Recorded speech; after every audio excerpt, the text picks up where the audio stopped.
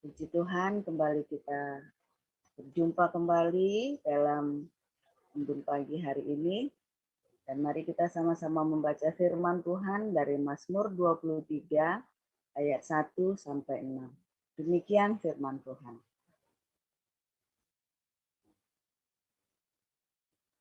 Tuhan adalah gembalaku, takkan kekurangan aku. Ia membaringkan aku di padang yang berumput hijau. Ia membimbing aku ke air yang tenang. Ia menyegarkan jiwaku. Ia menuntun aku di jalan yang benar oleh karena namanya. Sekalipun aku berjalan dalam lembah kekelaman, aku tidak takut bahaya, sebab Engkau besertaku. Gadamu dan tongkatmu, itulah yang menghibur aku. Engkau menyediakan hidangan bagiku di hadapan lawanku. Engkau mengurapi kepalaku dengan minyak, pialaku penuh melimpah. Kebajikan dan kemurahan belaka akan mengikuti aku seumur hidupku.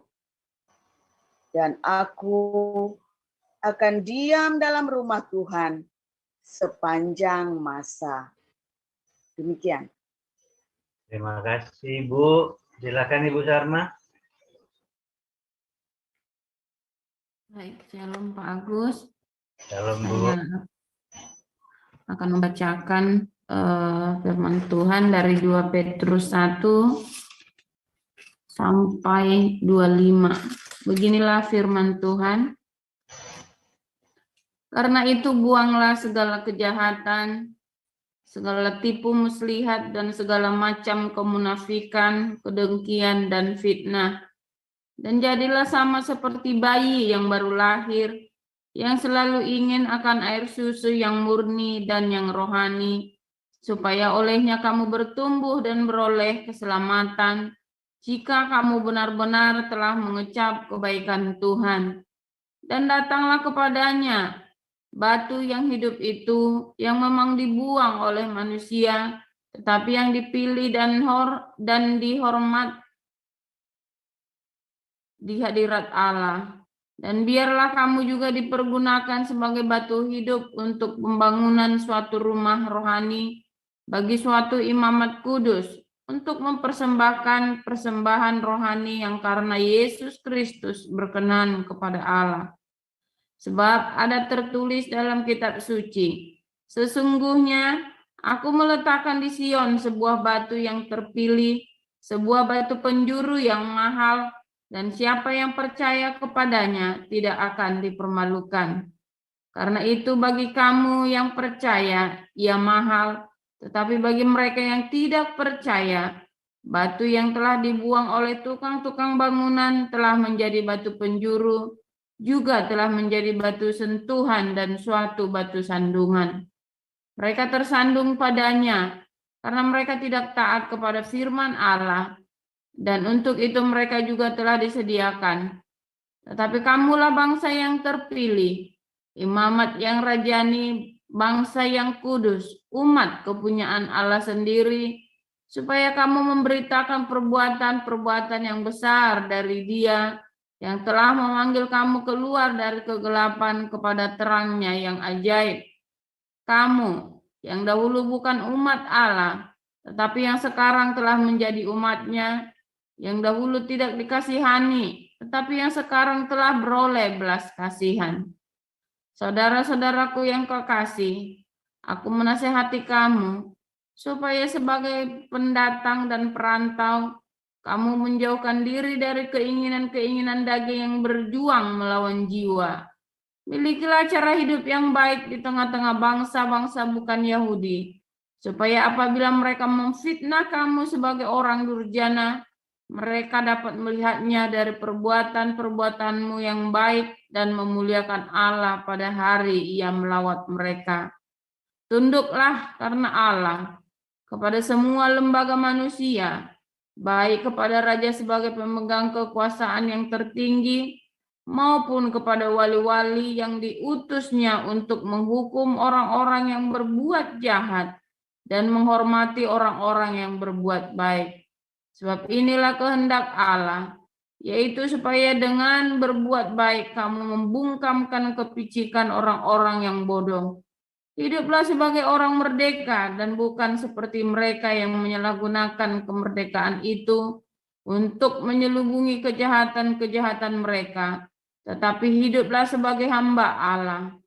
Hormatilah semua orang, kasihilah saudara-saudaramu, takutlah akan Allah, hormatilah raja. Hai kamu hamba-hamba, tunduklah dengan penuh ketakutan kepada Tuanmu, bukan saja kepada yang baik dan peramah, tetapi juga kepada yang bengis. Sebab adalah kasih karunia jika seorang karena sadar akan kehendak Allah menanggung penderitaan yang tidak harus ia tanggung. Sebab dapatkah disebut pujian jika kamu menderita pukulan karena kamu berbuat dosa? Tetapi jika kamu berbuat baik dan karena itu kamu harus menderita, maka itu adalah kasih karunia pada Allah. Sebab untuk itulah kamu dipanggil, karena Kristus pun telah menderita untuk kamu dan telah meninggalkan teladan bagi kamu, supaya kamu mengikuti jejaknya. Ia tidak berbuat dosa dan tipu tidak ada dalam mulutnya. Ketika ia dicaci maki, ia tidak membalas dengan mencaci maki. Ketika ia menderita, ia tidak mengancam, tetapi ia menyerahkannya kepada Dia yang menghakimi dengan adil.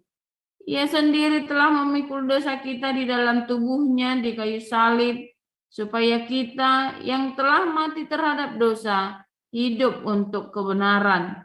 Oleh bilur-bilurnya kamu telah sembuh. Sebab dahulu kamu sesat seperti domba, tetapi sekarang kamu telah kembali kepada gembala dan pemelihara jiwamu. Demikian firman Tuhan. Terima kasih Bu Nerliana dan Ibu Sarma, Bapak Ibu yang ada di Zoom maupun di YouTube. Mari kita siapkan hati kita untuk mendengarkan firman Tuhan. Silakan Pastor.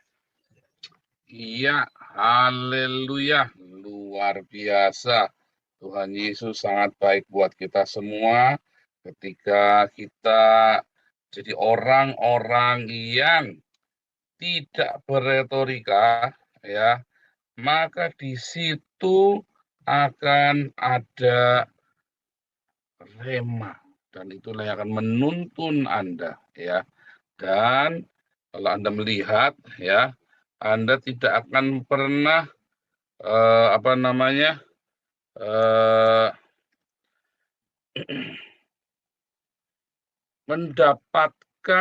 menemukan, ya, kebenaran yang sejati apabila Anda selalu hidupnya di dalam retorika.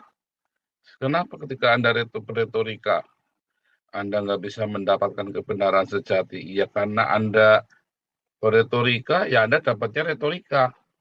Ya kan, garbage in, garbage out. Sampah yang masuk, ya itu sampah pula yang keluar. Ya.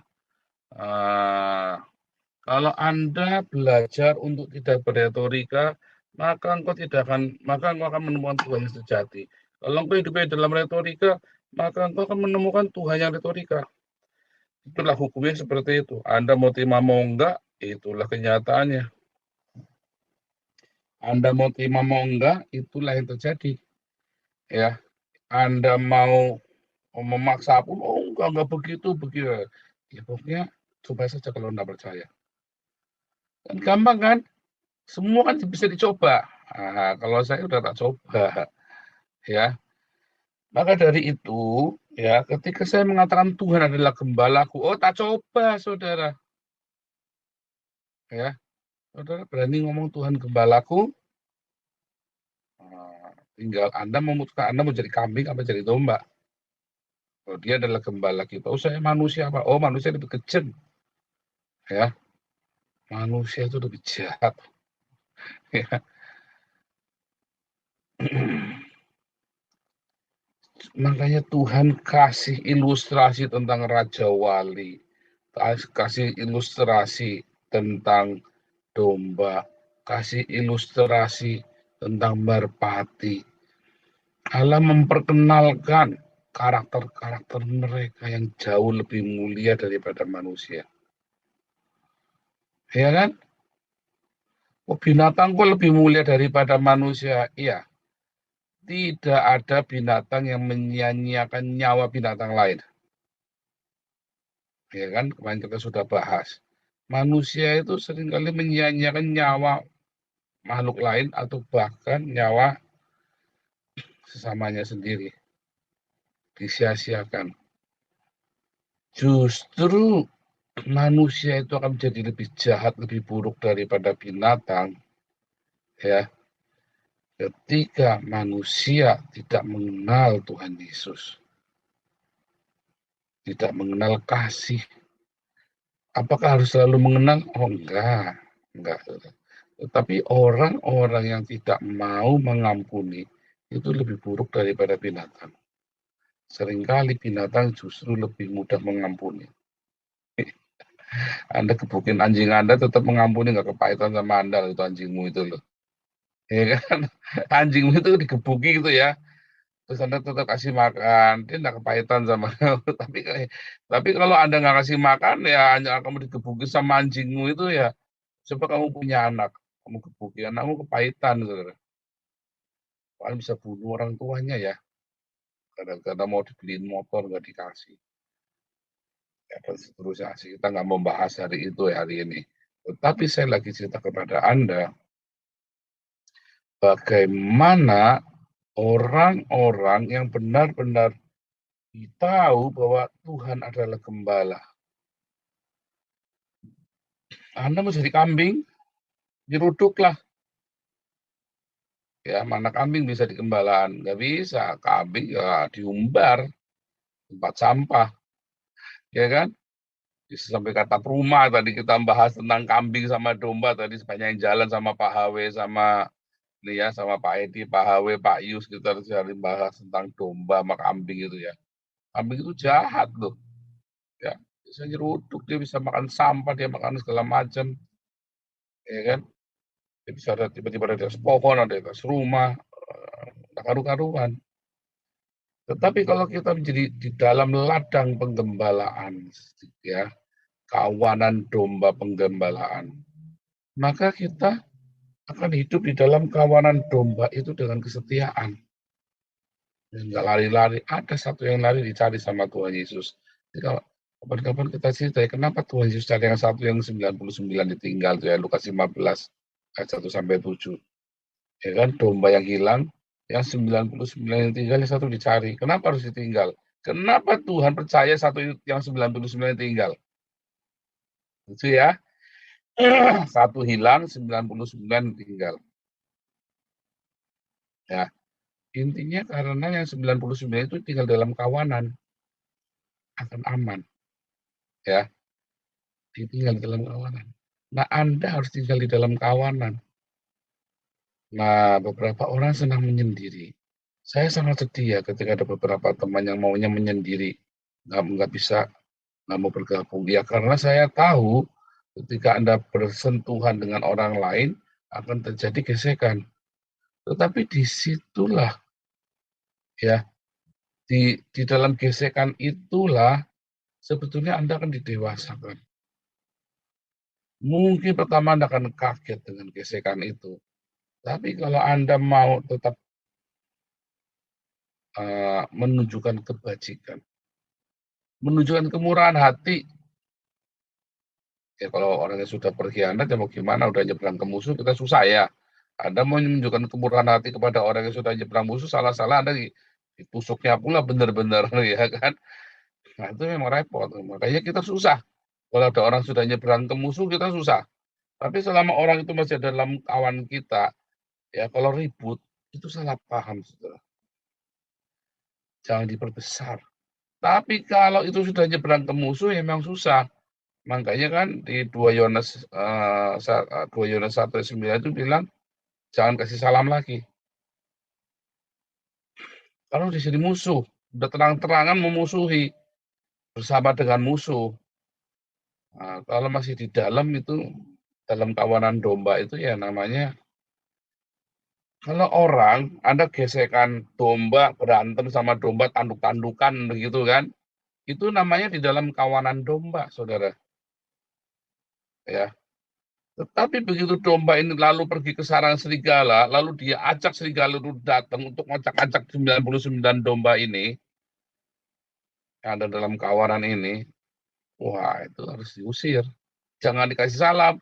Weh, bro, apa kabar? Lama dah ketemu. Wah, dia datang di bawah bawa serigala datang masuk ke dalam kawanan domba.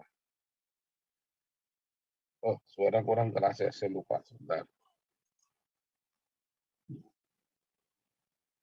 Suaranya tadi kurang keras nggak ya? Apa pecah ya? Sekarang keras. Sekarang bagus, Pastor. Sekarang keras ya. Oke, sorry ya. Nah, ini pasti lebih baik sekarang ya.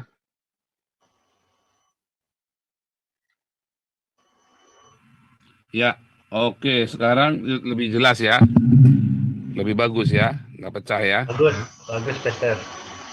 Iya.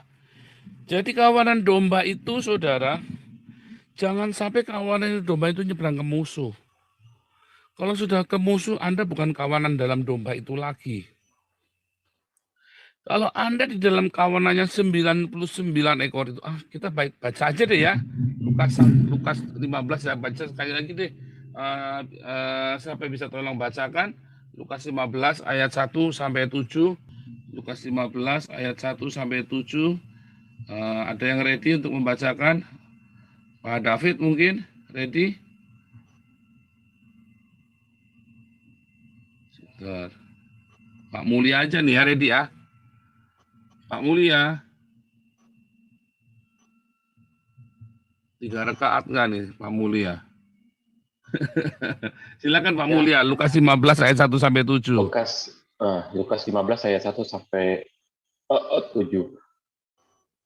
Para pemungut cukai dan orang-orang berdosa biasanya datang kepada Yesus untuk mendengarkan Dia. Maka bersungut-sungutlah orang-orang Farisi dan ahli-ahli Taurat, katanya. Ia menerima orang-orang berdosa dan makan bersama-sama dengan mereka. Lalu ia mengatakan perumpamaan ini kepada mereka. Siapakah di antara kamu yang mempunyai 100 ekor domba, dan jikalau ia kehilangan seekor di antaranya,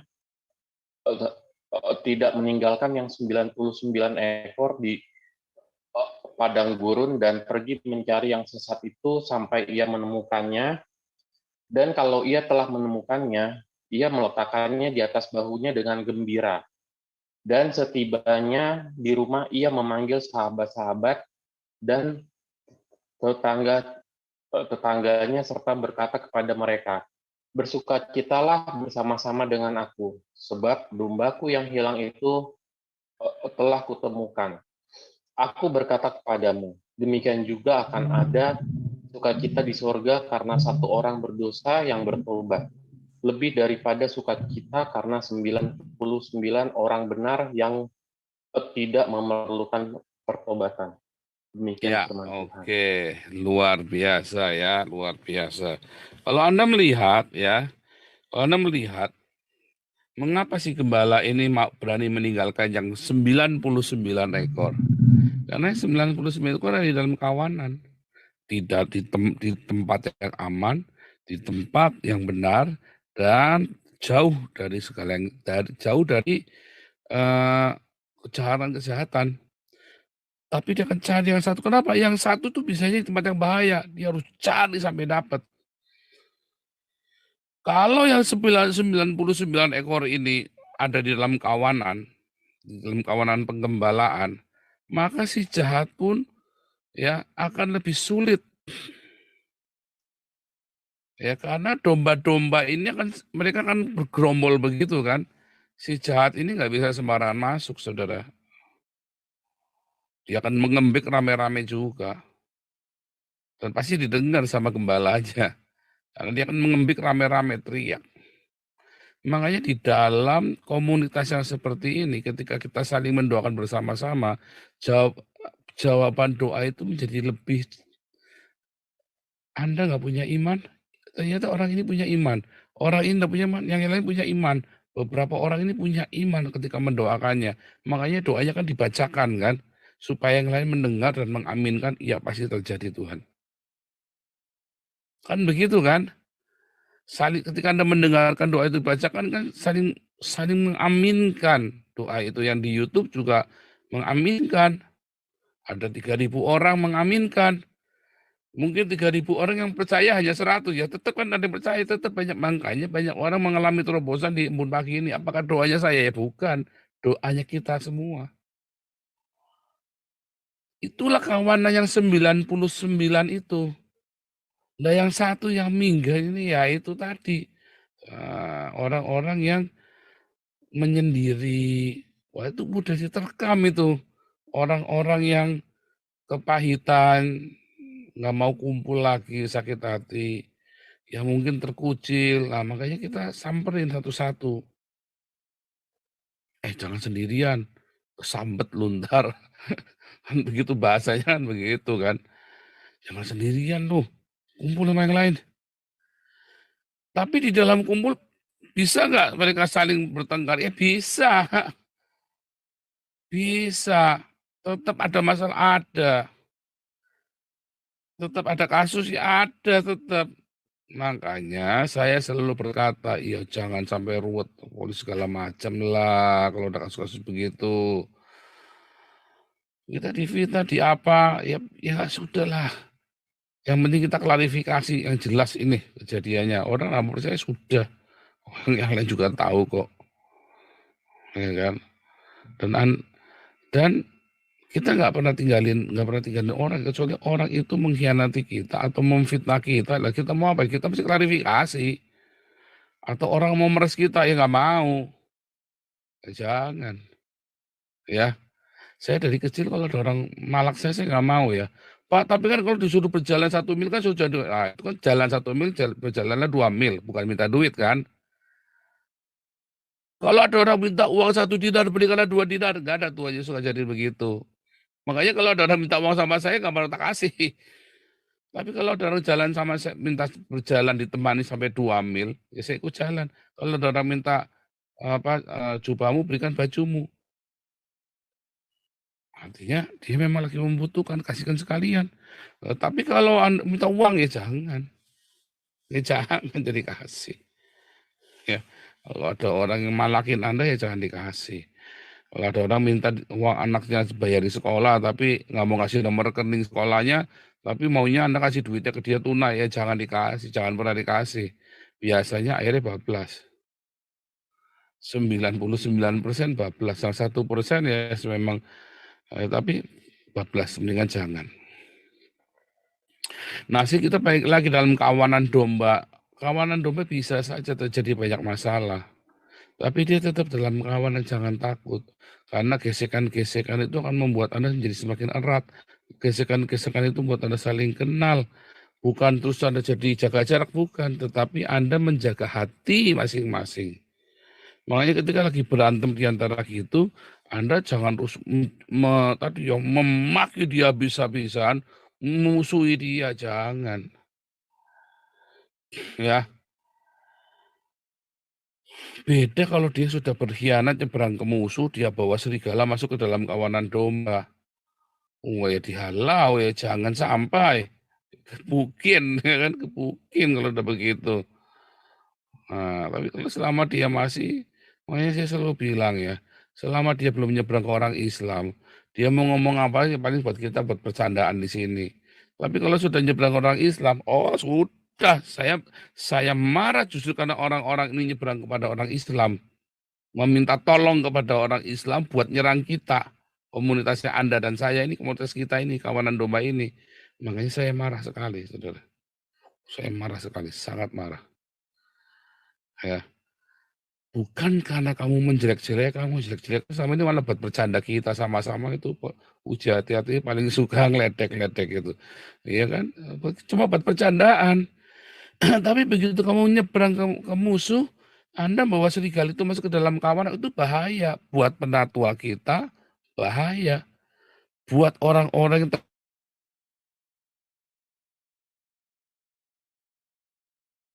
terdaftar, apalagi Anda sampaikan nggak benar semua, fitnah semua. Ya kan? Nah, itu sangat bahaya. Dan kita bukan orang yang suka laporin ke polisi masalahnya kan. Kendalanya begitu kan. Yang dikit-dikit lapor. Kan kita nggak orang yang begitu. Tetapi kita akan support orang seperti Pak Mangapul, ya kita support. Ya. Tetapi bukan kita yang laporin. Ya, tahu ya bedanya ya. Nggak mau buang waktu, kita buang-buang seperti itu. Daripada kita buat berantem, mendingan buat kita membangun damaris lagi kan. Tetapi dasarnya orang-orang kalau hidup di dalam penggembalaan, ya, orang-orang yang dasar kambing-kambing kurang ajar ini kan, yang makan sampah ini, makanya sampah ya. Ya dia memang biang kerok kambing-kambing ini. Beda dengan domba-domba yang menurut.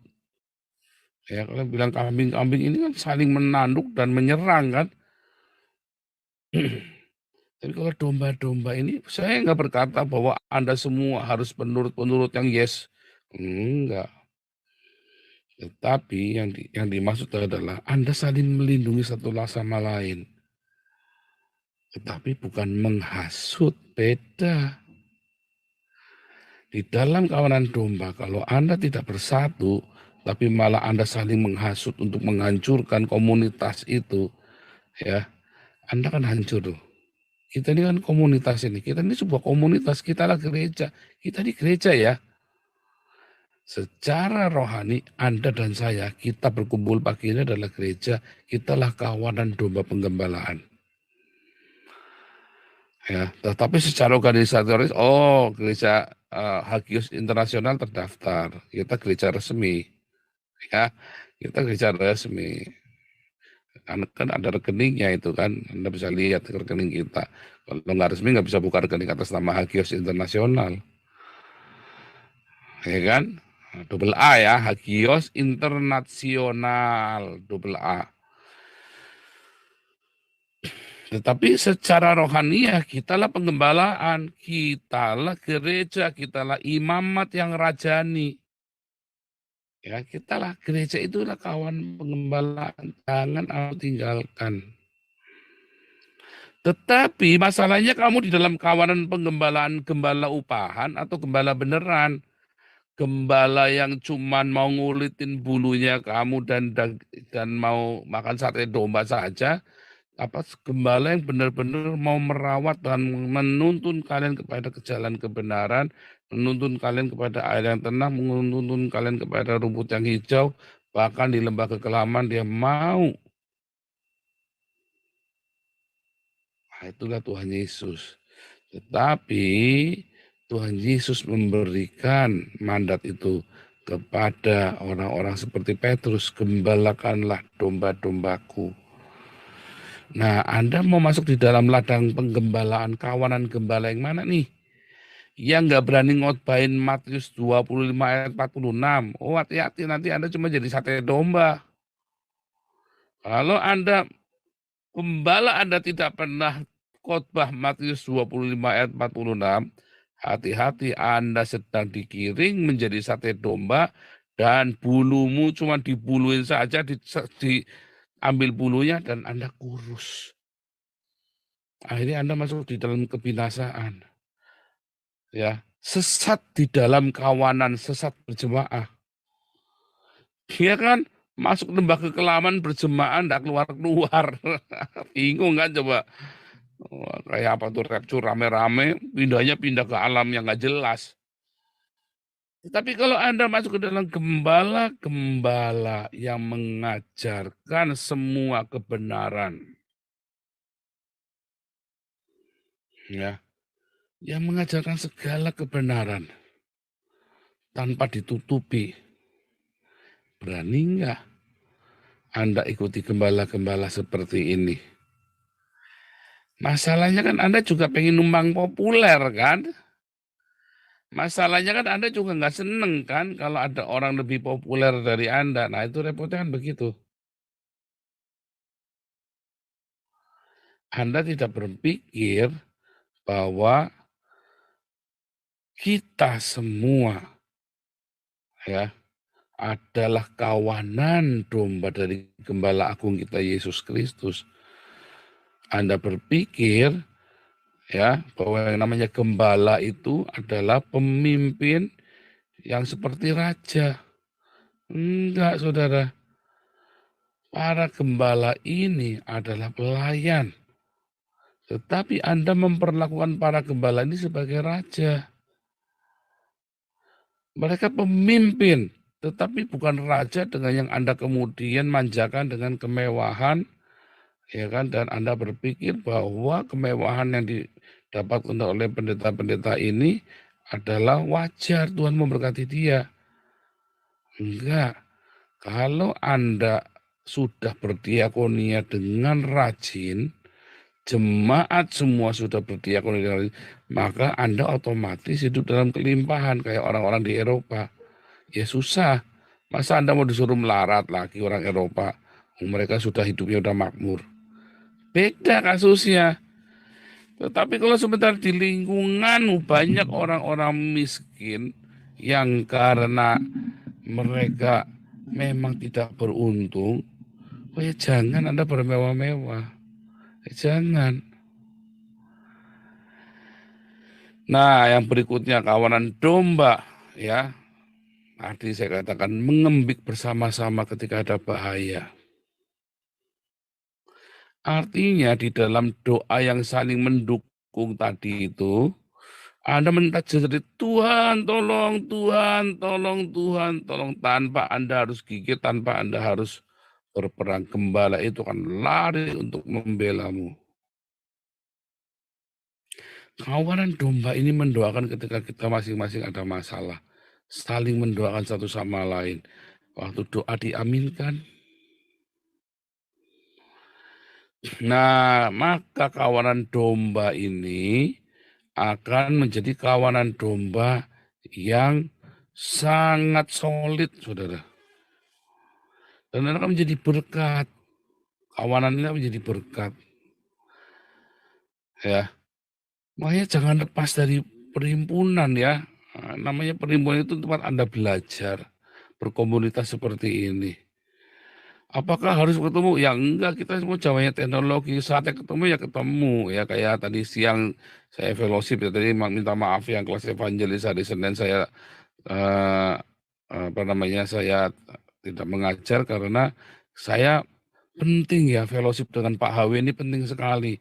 Kami kenal sudah 2 tahun tidak pernah ketemu, baru hari ini ketemu dengan Pak HW, ya ketemu dengan Pak Edi dari Amerika, ketemu tadi tak ketemu juga tadi rame-rame ya sama Pak Steve sama Pak Yus, kita ketemu ya dari Amerika, dari Jerman, dari Belanda, kita ketemu ya, kita senang sekali, indah sekali pertemuan itu, makanya saya pentingkan karena fellowship itu juga penting, tatap muka itu ketemu darat itu juga penting, cuman hati-hati.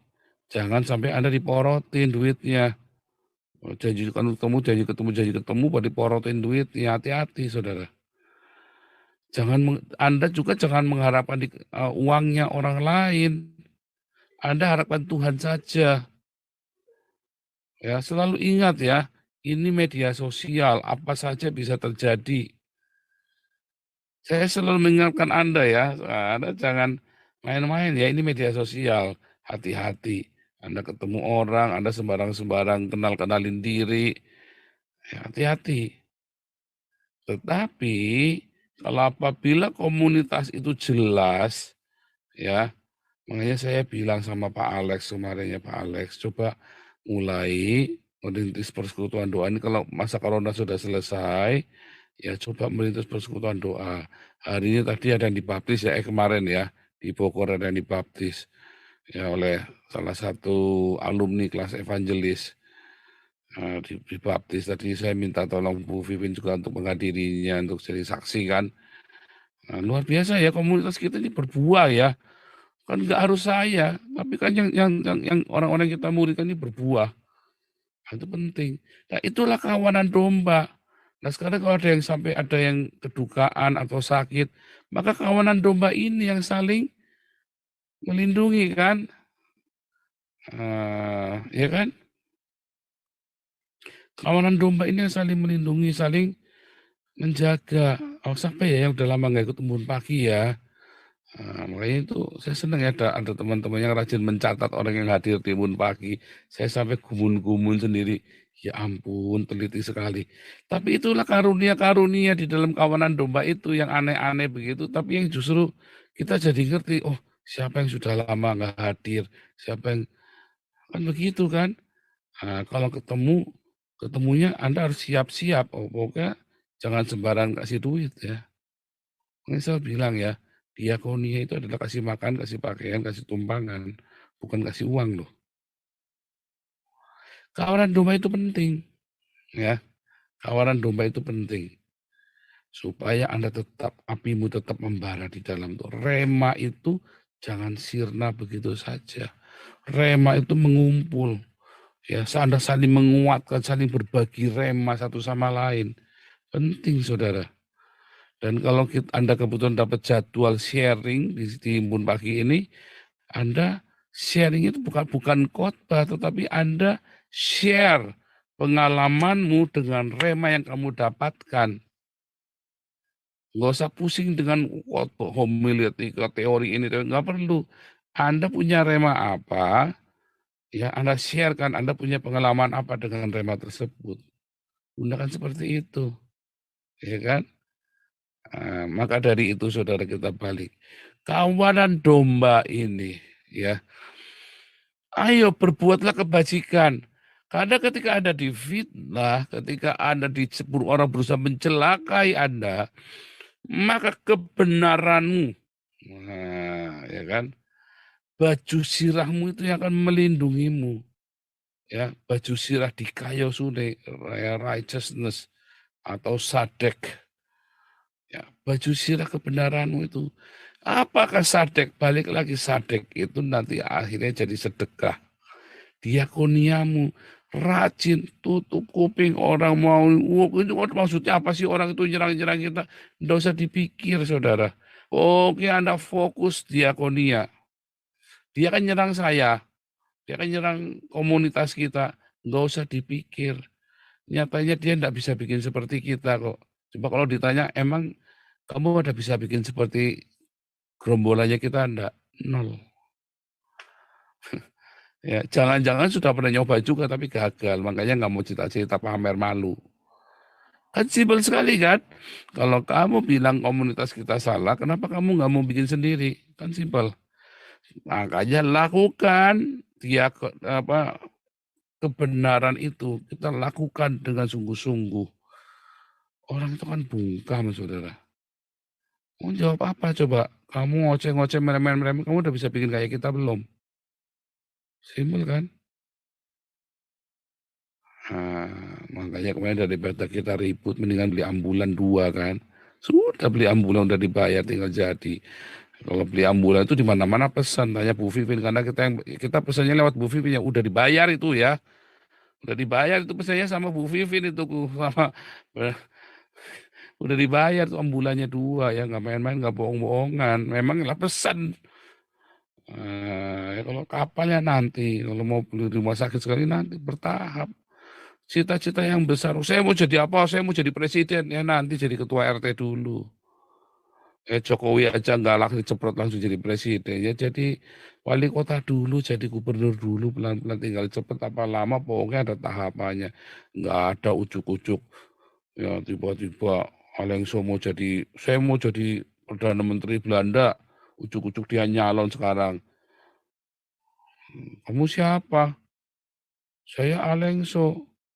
Saya nggak tahu Alengso, saya tahunya kapal oleng, Pak.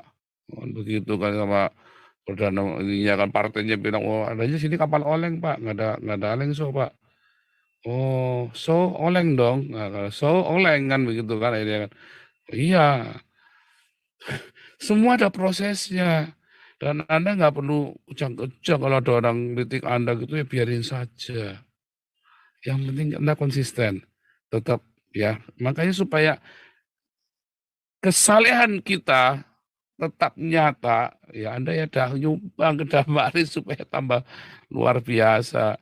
Nah, ini pasti mau pulang ya, mau membantu Dokter Sostenes nih, Dokter Kiki nih. Saya mau bilang ya, pasti kalau sampai yang proyek kan pasti ada pelayanan pribadi kan, ada pelayanan sendiri beliau. Kalau sampai pelayananmu sudah selesai Pak, bantu kami ya Pak. Nanti kita langsung beli perangkat untuk Dokter Gigi itu Pak. Saya yakin nanti langsung ada lah, nanti pasti duitnya ada nanti Pak, belikan, nanti kita belikan palingan sekitar 50 sampai 100 juta. Belikan itu Dokter Bu Vivin juga tahu yang murah di mana. Carikan yang murah itu nanti sama Bu Vivin. Nanti beli kita, jadi kita dokter medsosnya punya Dokter Gigi. Ya kan? Gitu ya saudara ya. Berkarya, pokoknya otaknya kita karena penuh cinta, jadi apa?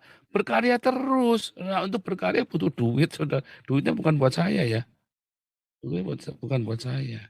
Ya tetap balik duit lagi Pak. Oh iya, Anda supaya jangan bertuhankan mamon. Ya nyatanya Anda yang rajin berdiakoni banyak diberkati kan. Tadi saya baru terima WhatsApp lagi. Pak, sejak saya berdiakonia, saya selalu mengalami terobosan-terobosan kehidupan. Apa yang mentok-mentok yang mustahil itu, semua saya mendapatkan mujizat-mujizat seperti yang Pak Paul bilang. Iyalah, saya kan sudah nguji, seperti Pak Hawi kemarin bilang. Oh ya diuji coba. Saya kan sudah nguji, coba Anda lakukan deh kalau Anda percaya. Yang kita ngomong tiap hari itu, embun pagi ini sama hari Minggu, coba Anda uji. Tuhan Yesus memberkati. Haleluya.